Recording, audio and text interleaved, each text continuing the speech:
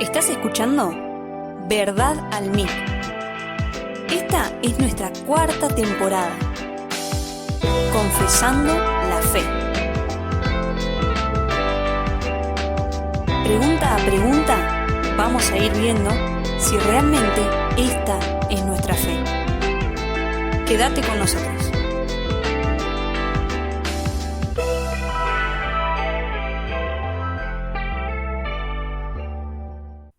Hola a todos, bienvenidos a un nuevo podcast de Verdad al MIC. Soy Débora Lucas y continuamos estudiando, leyendo y compartiendo con ustedes la Confesión de Fe de Westminster. Más precisamente el Catecismo Menor, pregunta a pregunta. Y estamos viendo, ya estamos en la pregunta número 6. Vamos a estudiar hoy mismo. Estamos viendo cómo la Confesión de Fe nos explica o nos demuestra, nos expresa pregunta a pregunta, capítulo a capítulo, ¿de qué trata la Biblia? Específicamente, ¿cuáles son las doctrinas bíblicas? Y atiende algunas preguntas, algunas muy certeras que muchos se hacen, otras que no son tan comunes, pero para todo hay un texto bíblico que nos explica, nos enseña respecto de lo que Dios dice en su palabra, lo que Él ha hecho con nosotros y en su creación. Sin ir mucho más allá, la pregunta 6, que es la que toca en este programa, dice así: ¿cuántas personas hay en la divinidad? Las dos preguntas anteriores que nos habló Brian fueron ¿qué clase de ser es Dios y si hay más de un Dios? Es fundamental esa explicación porque además de que hemos visto o hemos aprendido algunas cualidades de Dios y la unicidad, que Dios es único, es uno solo y es verdadero, tiene mucho que ver con lo que vamos a ver hoy, que es cuántas personas hay en la divinidad. Y creo muy acertada la manera de la confesión y de esta pregunta de abordar este tema, que comúnmente se conoce como la Trinidad. La palabra Trinidad no aparece en la Biblia, tampoco Biblia aparece en la Biblia, como muchos conceptos en teología que utilizamos para explicar conceptos bíblicos que no están explícitamente explicados, pero sí expresados a lo largo de las Escrituras. La confesión no pregunta qué es la Trinidad o de qué se trata, simplemente pregunta cuántas personas hay en la divinidad. Muchos teólogos también le llaman a esto la doctrina de la triple unidad o la triunidad, pero la confesión simplemente dice la unidad de la divinidad. La respuesta que da es muy simple, muy acertada, muy sencilla, a pesar de que este es un tema muy profundo y del que aún creo no se ha ahondado en el mar de información que la Biblia da sobre este tema, el cual no es enigmático, pero sí es un misterio, porque es una revelación de Dios demasiado profunda, expresada, revelada en las Escrituras, al cual nuestro conocimiento, nuestra capacidad intelectual humana no logra comprender completamente. ¿Y por qué es esto? ¿Por qué decimos que no logramos comprender el tema de la triunidad de Dios? Es que el concepto de que en una sola deidad, en un mismo Dios, en un único ser divino, justamente la divinidad le llama así la confesión, existen o coexisten tres subsistencias. Eso es lo que expresa la Biblia en el concepto de la unidad. La respuesta que da entonces la confesión a esta pregunta es: en la divinidad hay tres personas, el Padre, el Hijo y el Espíritu Santo. Y estas tres personas son un solo Dios, de la misma sustancia, iguales en poder y gloria.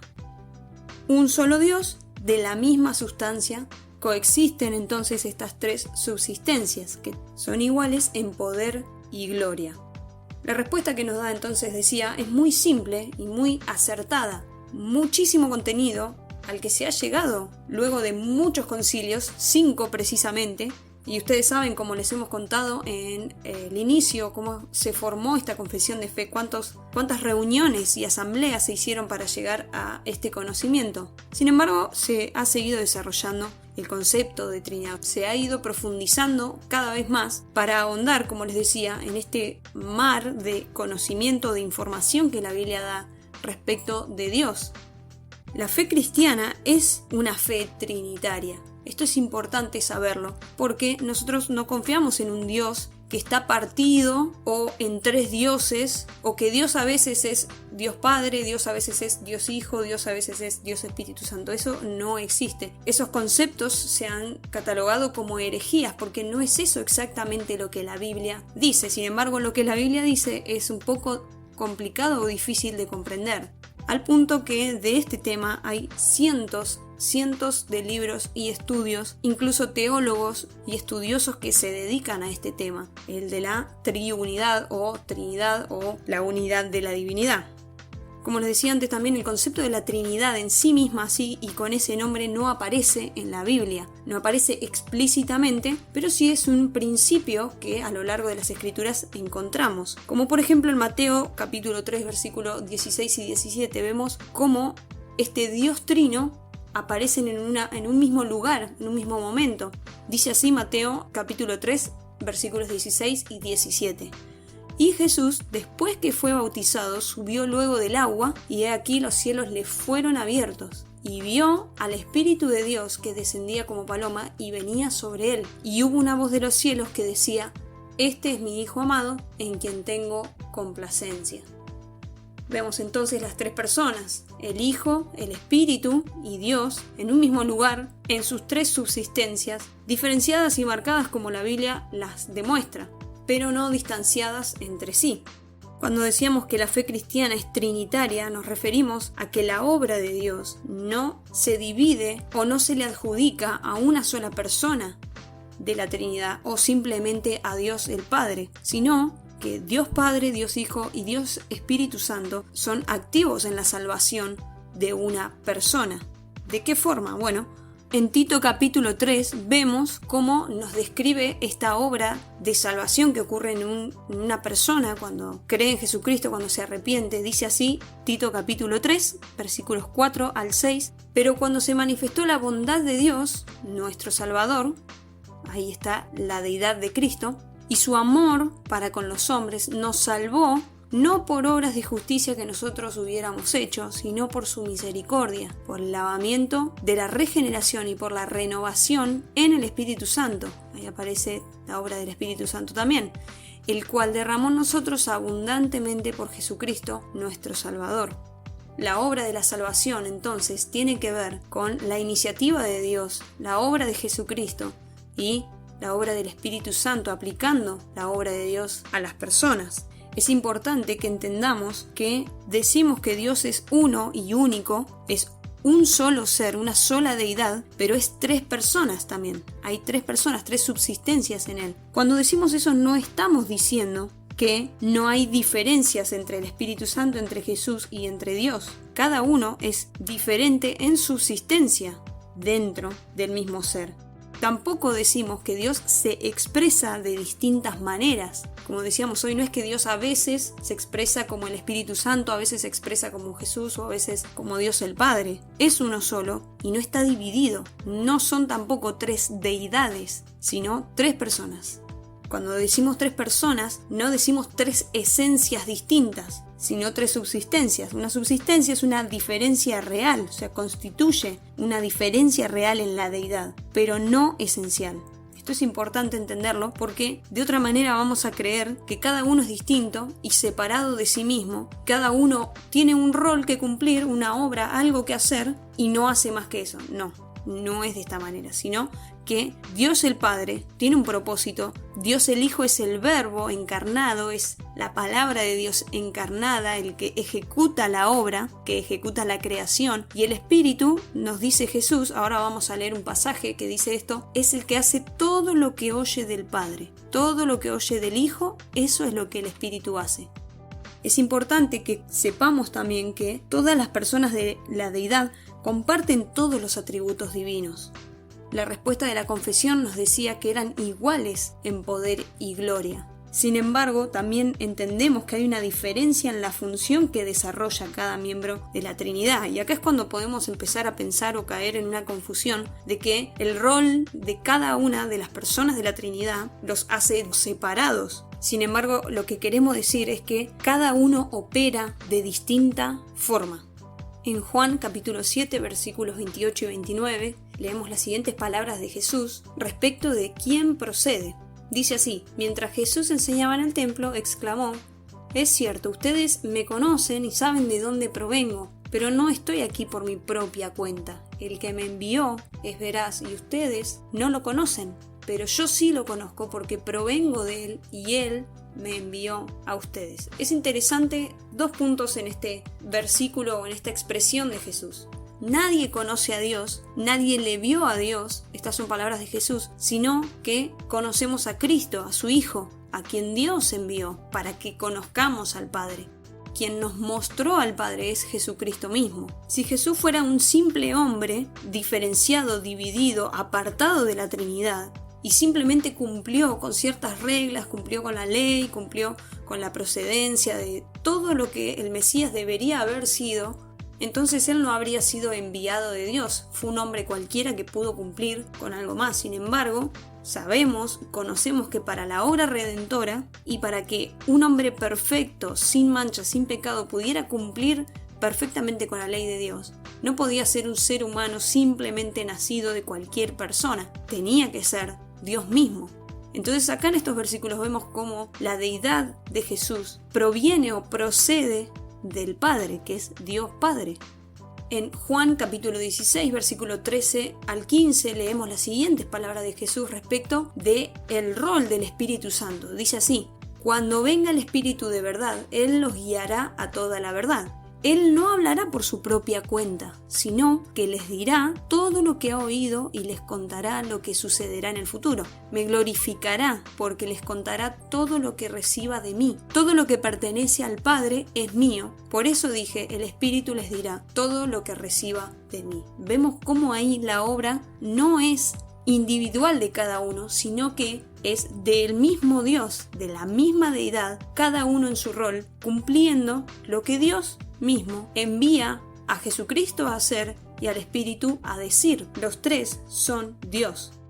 Quiero hacer un paréntesis hasta acá y quiero nombrar algunas palabras del teólogo Louis Berkhof. Este es un tema difícil de comprender porque no está en nuestra capacidad finita comprender un término que es infinito. La respuesta a la pregunta en la confesión nos dice que las tres personas de la divinidad comparten poder y gloria y también eternidad. Nos lo dice así, profundizando un poco más la respuesta del capítulo de la confesión que trata de esto, que es sobre Dios. Las tres personas comparten la eternidad. Ninguno existió después o fue creado después. Los tres son eternos. Dios Padre es eterno, Dios el Hijo es eterno y Dios Espíritu es eterno. Si esto no fuera así, tampoco podrían estar los tres unidos, o las tres personas no podrían pertenecer al mismo ser. Sin embargo, Louis Berkhof dice las siguientes palabras respecto al conocimiento que podemos llegar a tener de la triunidad de Dios. Dice así: «El Dios revelado es Dios en acción. Por medio de su revelación aprendemos a conocerlo en sus obras, pero en realidad no adquirimos conocimiento de su íntimo ser. Se debe únicamente a la gracia de Dios que aquello que la criatura puede concebir de Dios contenga algo de verdad». ¿Qué quiere decir esto y qué principio bíblico hay detrás de estas palabras? Que son un poco complicadas, pero nosotros entendemos que lo finito no puede comprender lo infinito. Algo finito no puede abarcar algo que es infinito. Entonces, ¿cómo podemos comprender la Trinidad si tiene este concepto, la Trinidad o la triunidad de la deidad, en sí mismo la característica de eternidad? Bueno, Louis Berkhof concluye un capítulo en el que explica cada postura religiosa e incluso atea o agnóstica respecto de Dios. Concluye lo siguiente: la revelación que Dios hace de sí mismo es requisito de todo conocimiento de Dios. Y por otro lado, concluye, el conocimiento de Dios lo comunica al hombre el mismo Dios. ¿Qué quiere decir esto? Que aquello que podamos saber de Dios no reside en nuestra capacidad cognitiva, intelectual, ni siquiera en la sabiduría que podamos llegar a aprender, sino que reside en Dios mismo. Y es Él el que decide revelarse al hombre y darse a conocer. Este Dios que se da a conocer lo hizo a través de Jesucristo, como leíamos ahí en Juan 7. es a Cristo a quien envía para que podamos conocer al Padre. Y es el Espíritu en que nos guía a toda verdad, la obra de salvación, incluso conocer a Dios, que no es algo de sentarse a leer la Biblia o libros o a ver qué dicen sobre Dios, sino que el poder conocerlo, tener la capacidad de conocerlo, es una obra trinitaria. Para finalizar, quisiera definir qué es lo que la Trinidad, el concepto de Trinidad, intenta explicar. Y es tan simplemente que intenta definir la plenitud de la deidad, en términos de su unidad y diversidad. Las tres personas de la Trinidad están unidas y son diversas entre sí. Decíamos que tenían un rol distinguido, se diferenciaban en aquello que obran. Sin embargo, no es diferente la deidad y todos comparten los mismos atributos. Es decir, Dios es uno en un sentido y Dios es tres personas, tres subsistencias distintas en otro sentido. Las tres personas son una esencia divina y no tres deidades. ¿Qué no es la Trinidad? Bueno, Dios no es a veces Padre, Dios no es a veces el Hijo y Dios no es a veces el Espíritu Santo. Dios es completo y uno siempre. Tampoco Dios Padre es el Hijo, tampoco es el Espíritu Santo el Hijo y el Padre, y ni el Espíritu Santo es el Padre y el Hijo. No son una sola persona, son tres personas en una misma deidad. Sé que soy repetitiva y que son conceptos difíciles de comprender, pero así de simple como pueden llegar a ser estos conceptos, son extremadamente profundos, en los cuales descansamos en estas palabras de Jesús, en las que dijo en Juan 17:3, que esta es la vida eterna, que te conozcan a ti, el único Dios verdadero, y a Jesucristo a quien has enviado.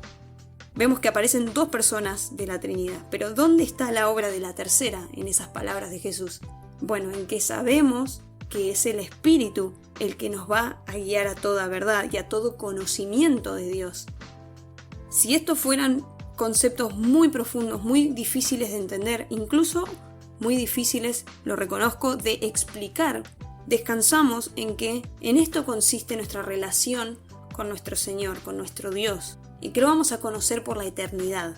Y si bien Dios reveló su obra, la de cada persona y su unidad completa en las Escrituras, sabemos que aunque nuestra capacidad finita no es capaz justamente de comprender todo lo que Dios reveló de sí mismo, tenemos esta vida y toda la eternidad para seguir conociéndolo.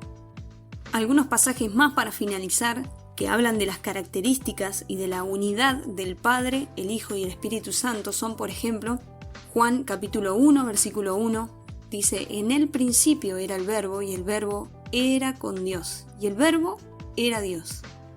Esta característica de eternidad entre Dios y el Hijo es inseparable. Juan capítulo 17, versículo 5 dice: ahora pues, Padre, glorifícame tú al lado tuyo, con aquella gloria que tuve contigo antes que el mundo fuese. La Trinidad no es algo formado después, ni los roles que cada una de las personas de la Trinidad tiene son limitadas por el tiempo o por el mismo rol de cada persona, sino potenciadas, por decirlo de alguna manera, por el poder que comparten, por la gloria que comparten y por la característica misma de su eternidad. Otro pasaje en 1 de Pedro, capítulo 1, versículo 2, dice: Dios Padre los conocía y los eligió desde hace mucho tiempo, y su Espíritu los ha hecho santos. Como resultado, ustedes lo obedecieron y fueron limpiados por la sangre de Jesucristo. La conversión de una persona es trinitaria, porque la obra es de las tres personas de la Trinidad. Por último, 2 de Corintios capítulo 13 versículo 14, dice Pablo así: que la gracia del Señor Jesucristo, el amor de Dios y la comunión del Espíritu Santo sean con todos ustedes. Hay tres características y tres roles distintivos de las tres personas, que es el mismo Dios, obrando a través de todas. La gracia definitivamente la ha traído Jesucristo y su obra redentora. El amor le pertenece a Dios. Es aquel que ha motivado a enviar a Jesucristo, como lo dice Juan 3:16, de tal manera amó Dios al mundo. No lo motivó un juicio, no lo motivó ni siquiera el pecado del hombre sino el amor que Dios tenía. Es eso lo que motivó a Dios a enviar a Jesucristo. Y dice también la comunión del Espíritu Santo.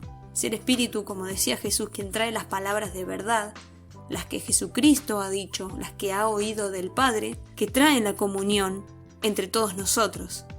Entendiendo la Trinidad es que podemos tener comunión con Dios, con las tres personas de la Trinidad. Aunque lo he explicado muy a grandes rasgos, sin meterme en muchos detalles, ni muchos términos, ni incluso en el rol particular de cada uno, sino que los he nombrado a grandes rasgos también, pero haber podido darles una explicación breve respecto de la pregunta 6, entonces la que hemos visto hoy en este seguimiento del Catecismo Menor de Westminster. ¿Cuántas personas hay en la divinidad? Hay 3 personas, el Padre, el Hijo y el Espíritu Santo. Estas 3 personas son un solo Dios, de la misma sustancia, iguales en poder y gloria. Gracias por escuchar Verdad al MIC. Nos podés seguir en nuestras redes sociales, podés comunicarte con nosotros, todo aquello que creas necesario comentar, argumentar. En nuestras redes sociales, Facebook especialmente e Instagram, tienen el chat abierto para que vos puedas por ahí comunicarte con nosotros, enviarnos un mensajito y decirnos qué te parece hasta acá este podcast. Podés también por favor compartirlo y te esperamos entonces en un próximo episodio de Verdad al MIC, en esta nueva temporada que se llama Confesando la Fe. Dios te bendiga, nos escuchamos pronto. Hasta luego. Este fue el podcast de la semana.